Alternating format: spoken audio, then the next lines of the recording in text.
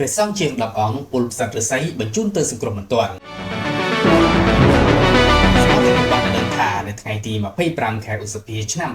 2025មានករណីព្រះសង្ឃគង់នៅវត្តច័ន្ទគិរីស្ថិតនៅឃុំលវាក្រាំងស្រុកបារិនខេត្តសៀមរាបជាង10អង្គនិងយាយជី2នាក់បានពលផ្សិតក្រោយពីដកផ្សិតឫស្សីមកធ្វើជាចង្ហាន់ថ្ងៃត្រង់សមត្ថកិច្ចមូលដ្ឋានបានបន្តថាករណីពលផ្សិតនេះដោយសារប៉ុន្មានថ្ងៃមកនេះមានភ្លៀងធ្លាក់ជាប់គ្នាហើយព្រះសង្ឃគង់នៅវត្តខាងលើបានឃើញផ្សិតឫស្សីដុះល្អក៏ដកយកទៅឲ្យយាយធ្វើចង្ហាន់ថ្ងៃត្រង់បន្ទាប់ពីឆាន់រួចព្រះសង្ឃជាង10អង្គចាប់ផ្ដើមមានអាការៈពួតចង្អោរបន្ទាប់មកក៏ដឹកទៅព្យាបាលនៅមណ្ឌលសុខភាពគ្រូពេទ្យនៃមណ្ឌលសុខភាពបានជួយសង្គ្រោះរហូតដល់ល្ងាចថ្ងៃដដែលព្រះសង្ឃទាំងនេះបានធូរស្រាលនិងវិលទៅវត្តវិញជិតអស់ហើយតាមការសន្និដ្ឋានរបស់អាជ្ញាធរនិងគ្រូពេទ្យគឺបណ្ដាលមកពីពលផ្សិតឫស្សី